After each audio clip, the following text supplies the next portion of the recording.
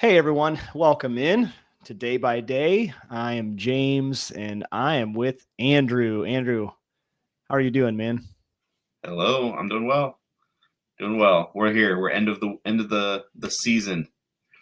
And Thanksgiving week, as Yep, always. it's a fun one. So happy Thanksgiving to you and yours if you're listening and watching. As you know, you can find us on characterchronicles.com, YouTube, Apple, Spotify, all the platforms.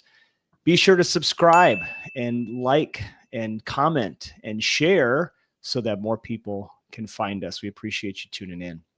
We got a packed show today because there's a lot going on, not just because of the football game, but other sports. Big press conference today with Dana Holgorsen that I know, Andrew, you want to get to. Um, First, I wanted to mention so that everybody knew, in case you didn't know, that I think Nebraska broke Creighton basketball. Creighton dropped a game today to San Diego State.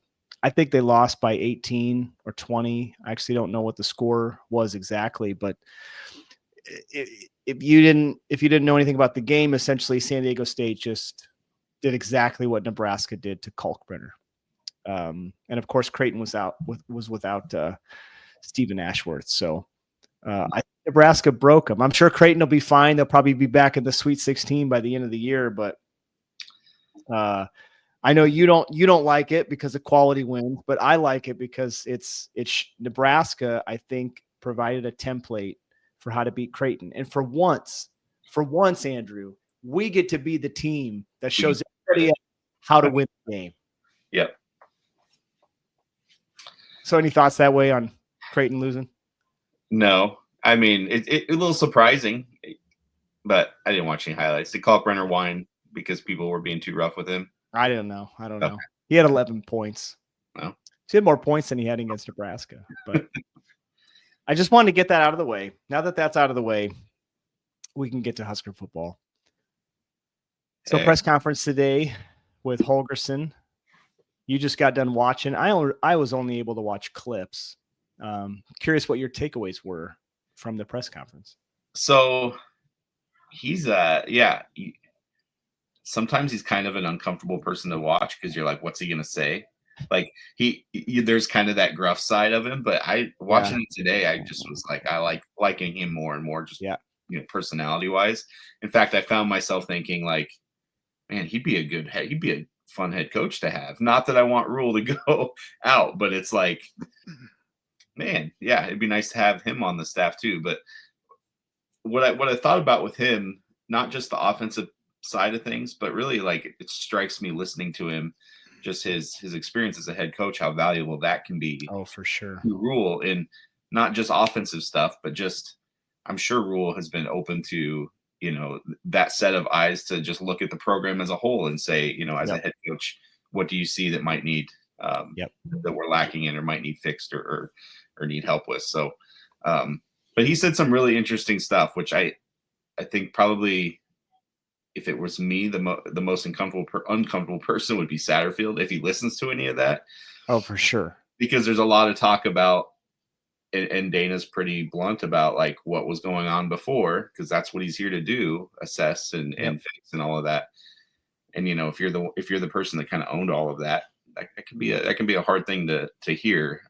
Some of that about the playbook. So he talked about trying to make that make sense to the players. So that feels like, we talk about, man, what if we had Holgorsen all year? Yeah, what if we had a playbook that made sense to the players? Right. He talked about a lot of. Wait, hold on. Let's double click on that for a minute. I'm curious what you think was going on all year long that it could get to this point. Yeah. Because we've seen improvement. So like in a typical football season, kind of the saying is, oh, we improved the most between games 1 and 2. Mm-hmm. So game 1 was USC, and they played okay. Game 2, holy cow! Yeah. They took it to Wisconsin, took it to them. Yeah. So I'm thinking, man, what would this season have been like with Holgorsen? But how did it get to this point? Why did it get to this point? What was Satterfield doing? What do you think Rule was doing? So I think Holgerson answered that. So he talked about, he goes, you know, he goes, the playbook, he goes, he kind of almost chuckled a little bit, like it's a very large playbook. He goes, they I got it saw all. that, yeah.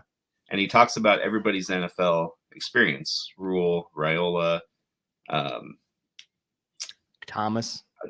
Yep, Blanken, Satterfield. So Yep. he's saying all these guys are adding, it's just like layers being added to this playbook. And he almost made the comment that, like, a lot of times for coaches, you take that playbook around with you and then you just add to it as you go. And he said, my job is to kind of organize it all. And he said, put what's on the play sheet for the game, what should be on there, and what we're good at repping in practice. And then the other stuff gets thrown away. And you kind of get the sense that maybe that wasn't happening, that they just, you know, and they made the comment about receivers. You know, he goes, I like, as a receiver coach, a receiver needs to be in one spot, learn it, rep it, be good at it. And there was too much moving around in that. So I think there's just a lot of telling things there in what he's saying. And you feel really good, somebody with his expertise coming in and organizing it and implementing it. So yeah, those were good things. That's good. I mean,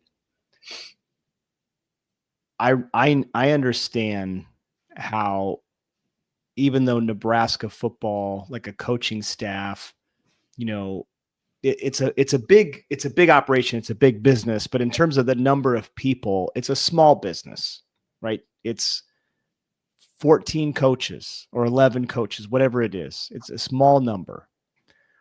But with the amount of responsibility that Matt Rule has, I can understand how things could come at you really fast. Mm-hmm. And over the course of a few weeks, you just start to lose your grip on what's going on one particular side of the ball. And Rule's talked about how much he trusts his coaches, which I think is great. It's a great quality to have. But when you don't meet expectations or you don't produce what you're expected to produce, that's when a head coach has to say, hey, we are not getting the results we want. Yeah. So I'm glad he made the change. There's just a part of me that's like, man, maybe he knew before the season when he tried to bring Holgorsen on staff, like maybe he knew this is just not the right fit. Right. You know, I've never heard Rule throw anybody under the bus. He's not going to do that with Satterfield. He's not going to do that now. But you just kind of wonder, man, what went on over the course of a few weeks? It's not like he just all of a sudden, you know, week 9 is like, all right, Sat's done. I mean, he probably had been thinking about it for a long time. Yeah. I think a lot of it's just the type of person. So maybe Sat just isn't the type of person that fits that role at this moment in time. Like, I think I can relate to some of that, where I get the sense maybe Satterfield was too open to all the voices. Maybe he was too nice to be able to give the hard feedback, to be able to sit Fedoni because you're not performing, or sit so-and-so because they had a false start. To tell his coaches, like, to kind of take control and be a little bit blunt and say, this is what we're doing. And I guess I can relate, because that's my personality as a leader, to kind of want to listen to everybody. And feedback I've gotten in my own life, it's like, hey, you need to be more direct at times. You need to kind of be the bad guy at times, and that's okay. And maybe that's what Holgorsen's role is a little bit. So, yeah. All right, well, keep going. What other things did you take away? Just really the other side of it. So he gave some insight into the first few days of being on the job, and I didn't hear that clip. So tell me about that. So he talked about, he goes, it took a couple days, 2-3 days sitting in Rule's office to kind of figure out how this was going to work. He goes, after about 3 days, I got in the offensive room, and he goes, and they're all looking at me like, okay, what's going on here? Like, what are you doing? What's your role? So I took away, like, man, the managing personalities, managing kind of the interpersonal side of all of that is really impressive, that you step into kind of somebody else's world, somebody else's job, and sort of take it over, but also try to be respectful of all the voices there too. So Yeah, it just would have been awesome to be a fly on the wall. The media tried to get him to kind of talk about the future. He would not. Sounds like he is going to coach the bowl game. So I heard that, and I have a thought, but I'm curious what you took away from that, if anything, kind of his comments about that. To me, it's like he didn't. He's obviously probably not trying to say too much, but to me, if he's sticking around to coach the bowl game, like he knows he's sticking around further than that, because that's probably a good thought. You think of recruiting coming up, you think of transfer portal stuff, like all of that's it's just a crucial time. If he had his eyes on something else or was in talks with somebody else, he'd probably be headed to go do that, and prep that. I agree. Yeah. And I think if that's the right question to ask in a press conference. I don't know who asked the question. You got to ask it, but any coach in that context is going to do exactly what he did. And I think Dana Holgorsen seems to be like this kind of person, like he did not want to make this about him. Yeah. We got one game left and then a bowl game. It's rivalry week. It's Iowa week. You do not inject yourself into the middle of that by making it about you, whether you're taking the job or whether you're leaving to take another job. Yeah. So I'm proud of him. I'm impressed that he said it the way he said it. But I agree. Like if you're sticking around for the bowl game, I think what he's doing, and I've had some interaction with people on Twitter about this, is he's probably waiting to see, like, am I going to get the keys to the kingdom here? Mm-hmm. I cannot see Satterfield sticking around. No. Right. I can't see Barthel sticking around. Maybe McGuire. But it sounds like the whole offensive operation was so disjointed, was so dysfunctional that I'll throw it at Alex Drake on Twitter. So shout out to Alex, where he just said, like, the whole operation was so dysfunctional. How could you judge any coach? Yeah. So maybe those position coaches. So like on a 1-game sample size, our running backs coach looks like a genius. Yeah. On a 1-game sample size, Garrett McGuire looks like a genius. Yep. So it's hard for me to know what to think of those coaches, but I wonder if Holgorsen and Rule aren't working out, what will this new offensive look like? What will the staff look like? What will the playbook look like? I know, like Rule said, we're not running anything new. Maybe. There were some new things they did against Wisconsin that they had not done. I mean, they ran 2 back sets out of the shotgun. They were running crossers. They were running drags. That little tight end thing, they ran to Borkature, where he got like 15, 20 yards. They had never run that. The quick passes, real quick out of the quick, like the quick slant to Barney, where it looked like Raiola's turning 2 as a shortstop. Like, they have not run those plays. The running plays, they're running zone reads.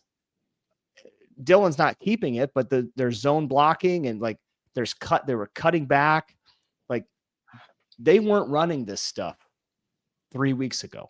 Right. And now they are. So what's the playbook going to look like? I expect Holgorsen to stick around. I hope he does, but and I think the only offensive coach that's safe is Donnie. And Ron Brown. and Ron Brown. Ron Brown, the ageless one. Always safe. Yeah. The offensive line, if you're watching and you don't agree with this, that's fine. I'd love to hear from you. The offensive line over the course of 2 years has improved so much. You can't justify firing Donnie Raiola. And look at the recruiting. I mean, 100%. They're in on the number 1 player in the country who's an offensive guard in Missouri, Cantwell. So you could not justify firing Raiola. It has nothing to do with Dylan. The offensive line objectively is better than where they were 2.5 years ago. Yeah. I guess 3 years ago when Raiola took over. The only hiccup there would be if he gets arrested by Wisconsin police or something. Yeah, I know. You got to watch out for those Wisconsin state troopers. If you don't know what we're talking about, just go find it. Just go find it. Donnie Raiola. Yeah. After the game. All right. Anything else from the press conference? I don't know. We got to go on that. Did you see Fickle's response to that? Like in his press conference? Yeah. No, I did. I don't know anything about it. He played completely dumb. He was like, I don't even really know. I didn't know it was a thing. I don't know if he was talking to me or something. Or he goes, maybe he was talking to some so-and-so, but like, it looked like he was the one that instigated it. And then the one that told the cop to go grab him or, go confront him. Like, and he just played it off like, I don't even know what you're talking about. So That's I don't weird. know. I just felt it was a little slimy from him, but I didn't see anything about it from Fickle. It looked weird. yeah. I want to tell everybody who's a law enforcement officer, if you're out there, just never run up from behind someone and grab them unless you have the intention to arrest them. Yeah. In an environment like that, students on the field, you just played an emotional game for 3.5 hours. Don't run up from behind and grab someone. Yeah. Run. This is like, I'm going to give here's social cues with James. Run like a half circle around the person. Say, excuse me, sir. Way in front of them so that they can see you and walk up and say, excuse me, sir, I have a question for you. Okay. Now the situation is dispelled. And you could say, hey, did you do whatever the question was? But so again, run up around the person so they can see you coming. Don't run right at guy. He ran right at it and then grabbed him in the arm. He is so lucky. Yeah. That Raiola didn't just turn and help because it could have been a crazy drunk student. You don't know. Yep. Oh my gosh. Yeah. Sorry. Okay, man. I'm ranting lately. My goodness. Anyway, that wraps up my Holgorsen thoughts. I mean, it's just exciting, and I'm excited to see where it goes this week. And then what'll be really fascinating is if he is here for bowl game. Do you see a whole new offensive install start to happen because you're prepping for the next year and you're prepping the young guys and all of that. So probably a little bit. I would guess a little, not a ton, but yeah, a little bit. Why not? Yeah. Because at bowl games anymore, we know, unless you're in the playoff, it's exhibition. It's a chance to get better. Yeah. It's a chance to get better. So I would expect some of that. Yeah. I'm excited. I'm excited for the game on Friday. I don't know if Nebraska's going to win. I think they do. I'm going to pick them to win for a couple reasons, but which we'll get to. But I'm just excited because we saw improvement. We saw improvement by the metrics, but just also by the eye. What we saw on Saturday was different. I mean, was it 3 or 4 weeks ago? I don't remember if it was after the UCLA game or maybe it was Indiana. One of our shows here, like we got on Satterfield. Oh, it was after the press conference, the famous 4-6. Yep. Right. Where we were pretty honest that like at this point, like you can't keep doing this and Rule has to make a change. And then by golly, he made the change. And I just wrote about it after the game on Husker Corner is like Matt Rule injected hope into the fan base by making this move. Yeah. We have hope. Yep. Because of one coach. Yeah. And results on the field. And results on the field. Yeah. You just feel confident with, his attitude, and you see the things that as Husker fans, we've needed to see players sit like hometown kids, the famous sons need to kind of sometimes sit and not play. Like if they're not performing I think a lot of times we're like, we can get into the Malachi thing transferring, but a lot of times it's like Fedoni not producing or Malachi transferring too often, I think just gets us in this like Armageddon mode of like, what's wrong? And it's like, you know what, maybe they're what's wrong. And and the people, just because we like them as a kid or name or whatever, that doesn't mean they're going to produce and be the key here. So maybe it needs to be a no name from Aurora or whoever to catch the ball. Nate Borkature. I like Nate. I'm a little biased. My wife's from Aurora, but I put this on Twitter too. I could make a case that Nate is a better all around tight end than Thomas Fedoni. But I don't think that's a knock on Thomas. He's gone through so much with his knee surgeries, and you can just tell. Yeah. You can just tell that he's not 100%. And I don't mean he's currently injured. I just mean he's not going to get back what he used to be. Yeah. It's just not going to happen. And then when you have that penalty, it's like, okay, if the scales are going to tip in one direction or the other, then you throw that penalty on top of it. You just can't have that. Yeah. You just can't. And it sounds like it was a practice thing too. It was, how do you guys practice? And it goes back to what Holgorsen said in his first presser, where coaches tend to get set on favorites. And I think Fedoni was probably a favorite of probably was. So, yeah. Now we could talk Malachi for a little bit. I mean, I don't want to get into, motives or all that. I don't know what he's going to do. I wish him the best. Yeah. Want to just hear that clearly. I wish him the best, but there's a part of this where he was always going to be a football project because he wasn't a natural football player.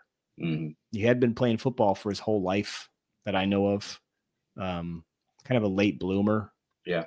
And so, when you get injured and then you kind of get, stuff down the depth chart, I can understand why he would want to transfer. Yeah. So again, I wish him the best. Seems like a great kid. I don't know anything about him. But just because he has a great story and he's from Lincoln East doesn't mean that it's going to work out for him at Nebraska. And number one player in the state, but that doesn't mean anything in recruiting, recruiting, translating to real time. Again, we go back to if they were going to help us, they would have been on the field. So we say that about a lot of players, and coaches decided he could sit the whole year in redshirt, and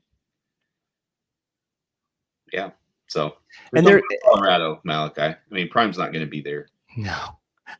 Did you see the stuff about him going to the Cowboys? Or not the Cowboys? Cowboys. Yeah, Jets. Maybe it was the Jets. My gosh. Now about the roster, Rule had his press conference. He said you can expect 30 to 40 guys, 50 guys. That just boggles my mind. Not because I don't understand how the math works, but where are all those guys going to go play? I hate this 105 roster limit, but it is what it is. I get it. I'm almost positive there's roster limits in other sports, NCAA sports.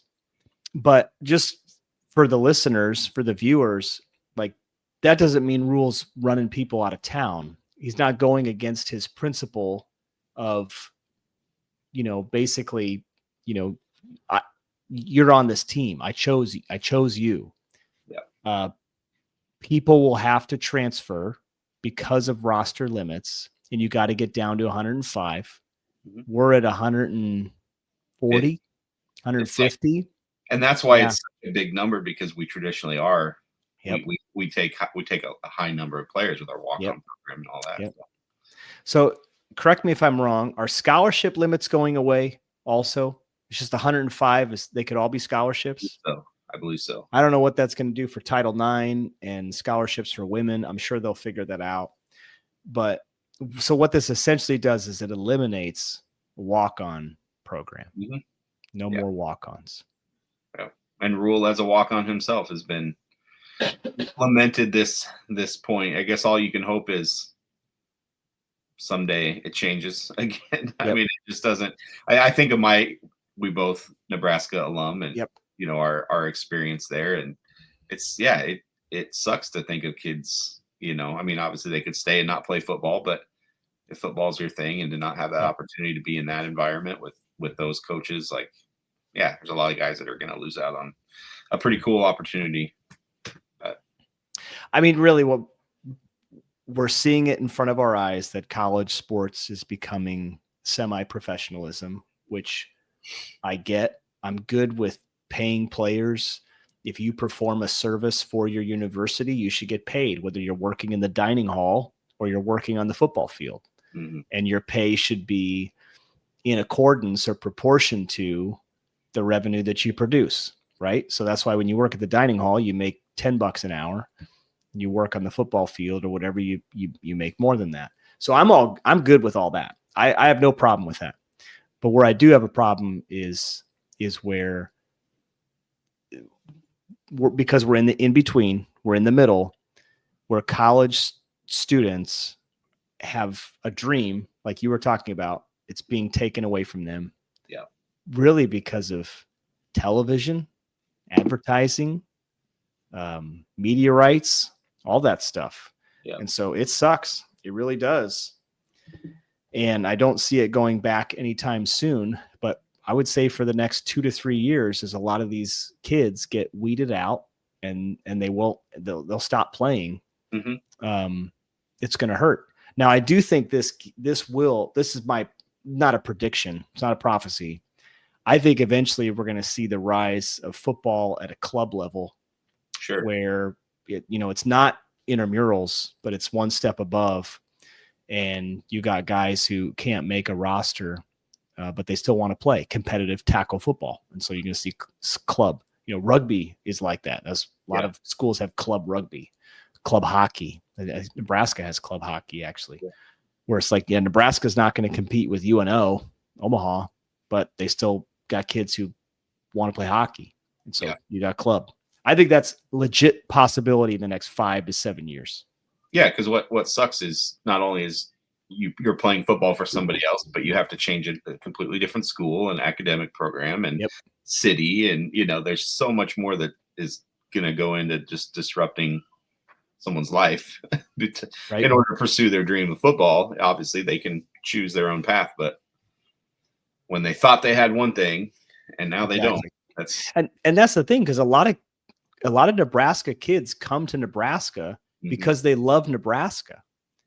There are people who turn down scholarships to go other places because they want to play football at Nebraska, because they come from O'Neill or Brainerd or Grand Island or Wayne, David City. Like they're all over the place. They're from small towns. They just want to play. They just want to practice. They want to be on the team. So it's for a lot of them, it's not like, oh, I gotta go make a name for myself. No, it's they want to play for Nebraska. Yeah. So what are they going to do? Are they going to enter the transfer portal? Or, I know what I probably would have done is I would have said, I love this university and I love Lincoln and I'm going to stay in school and I want to go to the football games. Now, maybe somebody's like, no, I want to keep playing. That's great. More power to you, whatever you want. But it does put some kids in a really tough spot where they have to make a hard decision. Yeah. And if, I feel bad for those guys. I don't envy them. Yeah. James, I think we got to get in Iowa. Yep. Let's do Iowa. What are you looking for in this game? I'm looking for 3 things. First thing is the it factor, the want it factor. Both teams have qualified for bowl games. Excuse me. Neither of them can compete for a Big Ten title. So this game comes down to one thing. Who wants it more? Yeah. And it's a little scary to play a 6:30 game at Kinnick. Not going to lie. There's only 53,000. Maybe there's more. Sorry if an Iowa fan's listening and I insulted the size of your stadium. It doesn't look very big. Oh, we'll look it up. You look it up. I don't like playing 6:30 game the day after Thanksgiving when it's dark and it's cold. But what it will do is, man, you don't have to bring your own juice. It's going to be juiced. It will. Do you want it more than Iowa? So that's the first thing. And man, I was, by the way, how much is it? 69,250. Oh, 69. Okay. All right. Well, I apologize, Iowa fans. It looked smaller, so I'm sorry. 69 is not a bad size stadium. I really think with a win over your supposed rival, better bowl game on the line, potentially New Year's Day. Yeah. Momentum, motivation. You get that 7th win, potential for 8 wins with a bowl game. How could you not want it, right? The other 2 things I'm looking for is on defense, just slow down Caleb Johnson. Mhm. You don't have to stop him. He'll get his yards because he'll get his carries. So if he gets 100 yards, that's fine. Don't let him break off multiple long runs, multiple 35, 40 plus yard runs. I do think Tony White is going to cook up something because they don't have a passing game. And so sell out to stop the run, make Brendan Sullivan beat you through the air, make the fourth string quarterback beat you in the air. And if he does, tip your cap. Jackson, what's his name? This isn't Sullivan. This is Jackson. I thought it was. No, he's hurt. Did I get the wrong kid? Yeah. What's his name? Sullivan's hurt. Jackson Stratton. Stratton. Oh my gosh. Played 2 games. I didn't even know who's playing. Okay, Jackson Stratton. Jackson Stratton. Okay. So my third thing, the third thing I'm looking for is, can Nebraska run the ball when it wants to? And I've said that several times this year. They don't have to run it for 40 times. I don't think they will. But can they do what they did against Wisconsin? And here's the thing. I saw this last night when I was writing my preview article for Husker Corner. In Iowa's last 3 losses to who is it? Michigan State, UCLA, and whoever they just lost to. I'm blanking on it. You can go look it up. I don't remember. They've given up over 200 yards rushing in those 3 losses. Mm. In all their other games, they haven't given up more than 130. Now, they did lose to Iowa State, who only ran for 89 yards, but it was a rivalry game. Some weird stuff happened. Iowa couldn't move the football, and they ended up, losing on a last-second field goal. But in their last 3 losses, Iowa's given up more than 200 yards rushing, which is a lot, right? So if you run the ball on Iowa, they're susceptible to giving up the run. Ohio State, duh. UCLA, Michigan State, Ohio State. Yeah, I got him. So I want to see Nebraska run the ball. I want to see them do what they just did against Wisconsin and do it to Iowa. So that's what I'm looking for. Yep. How about you? Yeah. Oh, you saw me kind of. I would love to see a final, I don't know, final outing by Isaac Gifford. Please make the open field tackle. Please don't hit a guy and bounce off of him and let him keep running. You saw that, I think, twice in the Wisconsin game. So, I see that. Like, I guess that was one of my things I'm looking for is better secondary play, whether that's coming down to stop the run or, we had, I think Wisconsin had 6 or 7 passing plays that went for more than 17 yards in that game. So don't make a very, a 4th stringer here look like he needs to transfer to USC next year. So that's a key. I did think of this, like, what, I guess, would you rather Iowa run for 200 on the ground, or would you rather them pass for 200 in the air? Well, I don't think they're gonna. I don't think they're so. Gonna pass for 200 unless they get over the top like Wisconsin did. But yeah, what would I rather have? Yeah, man, I'd probably rather have them run for 200. Yeah. If they run for 200, but they pass for 89, yeah, whatever. For me, the issue is getting off the field on 3rd down, because if you stay on the field, right, the clock keeps ticking, more carries for Johnson. That's a recipe for disaster. So, but what I don't want to see is Caleb Johnson himself have over 200 yards rushing. Right. Don't do that. Yeah. So yeah, I want to see how the I guess the bounce back from the secondary, because they've been, I feel like, just holding it together on the verge of collapse here. And it's been bad. I want to see obviously what we see further development from the offense. If it's fascinating at this point.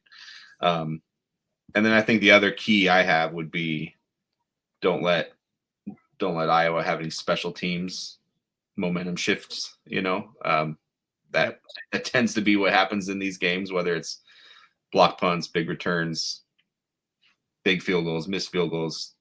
I think just match it. Let's match. Okay, they block a punt, let's block one. They make a field goal, let's make a field goal. So if we come out of that even, I think we have a great shot. Just don't let the vaunted Iowa special teams win you this game. So don't let them Iowa you. Right. In other words, I mean, I remember being at the game. So 2 years ago now. It was in Lincoln, so not last year, but the previous, when they blocked. We were up in the fourth quarter, and then they blocked a punt, scored a touchdown on that block punt, and you could just feel everybody. Everybody just knew, like, here we go. We were up 20-some nothing, right? Yeah, 20. It was like it was like 20 to 22. I think we had I don't know what it was, but it was where it was enough that you're like, I'm feeling really good, but it wasn't enough. And it was just an utter collapse. So it was the Mickey Joseph's final game. And it just was bad. But I'm like, I really think we've like it's not perfect, but let's give a kudos to Ed Foley. Because the second half of this year, I should say the last 4 to 5 games, they've been pretty decent. Yep. Special teams wise. You had that big return last week. John Hole is, it's nice to have a kicker when you walk on the field. You're like, he's going to make this kick. Yep. And Bushini only punted twice, and he had a 50-yard average. Yeah. And pin one at the 3-yard line. Our kick coverage. I think they had one longer return, but the other ones were really good coverage. So, like, and the other thing, we're trying to return punts now. Barney's back there. Yeah. You have another punt returner back there for blocking, and so we're trying to return punts. Yep. So, kudos to Ed Foley. I'm actually impressed at how much better special teams is than it was in the first half of the year. Yeah. So, yeah. All right. What's your prediction? All right. We got an oddly specific one. Let's get our oddly specific predictions. If this one happens, come on, people. Marquise Buford is going to pick off Caleb Johnson on a trick halfback pass. Oh my gosh. Oh my gosh. I think Iowa pulls one out of the bag. They think they're going to catch us on something. We're going to pick it off. All right. Cool. All right. Mine's less weird than that. I'm going to say Emmett Johnson goes for another 100 yards on the ground. Okay. But this time he gets a touchdown. Yeah, I don't remember last time Emmett scored a touchdown. So Emmett Johnson over 100 yards on the ground and a rushing touchdown.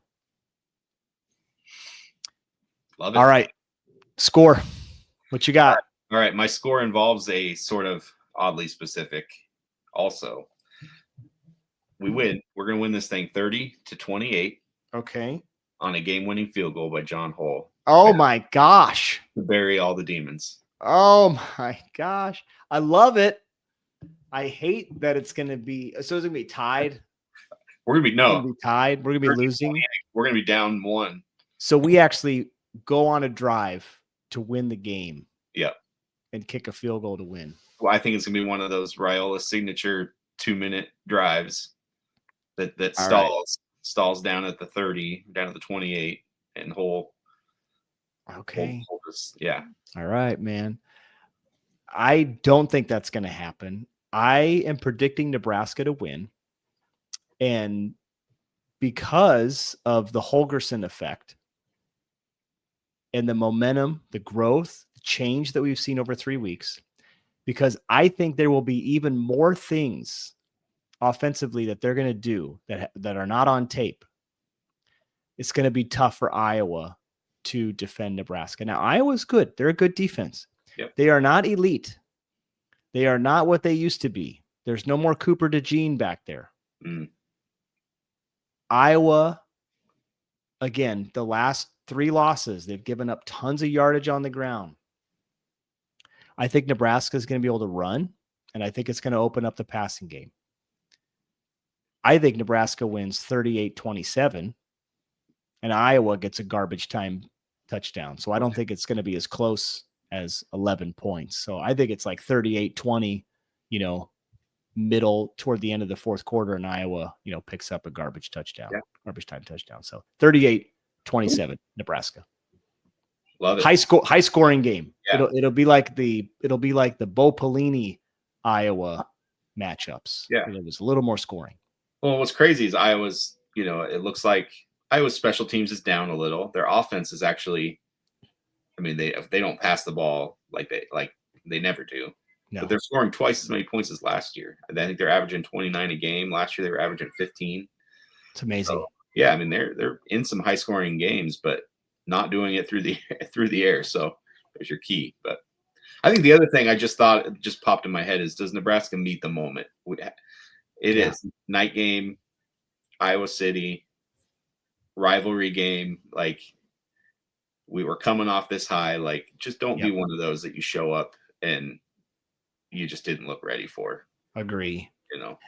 And in a way, like, man, you should be playing absolutely pressure free. Yep. Like, I feel like for so long, for so many games trying to get to 6, it's like Nebraska was constipated, right? And they just couldn't let it out.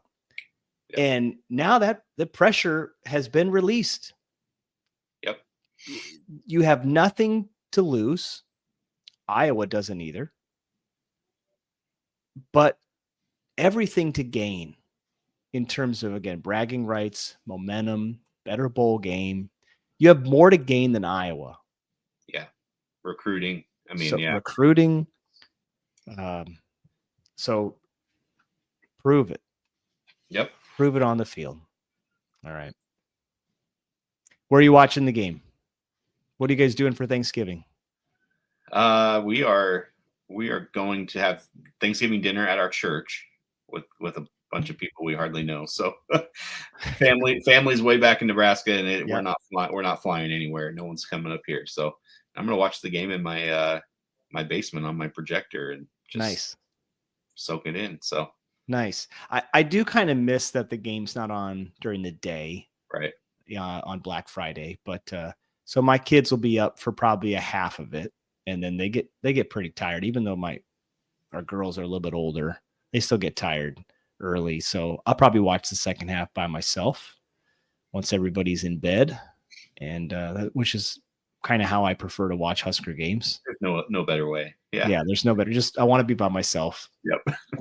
Unless I'm in the stadium. So, all right. Well, hey, have a happy Thanksgiving. I hope you enjoy the meal with strangers. We'll be here. We'll be here at home, eating good food and watching football. So I will not be talking Nebraska football because nobody up here gets it. You should try. You should introduce that. Yeah. It would be a lot less painless than politics. So, amen. All right. Well, hey, everybody else, thanks for tuning in. We really appreciate it. Hope you have a happy Thanksgiving. And if you listen to this after Thanksgiving, we hope you had a great day. Enjoy the game, and we'll talk to you next time. Go Big Red.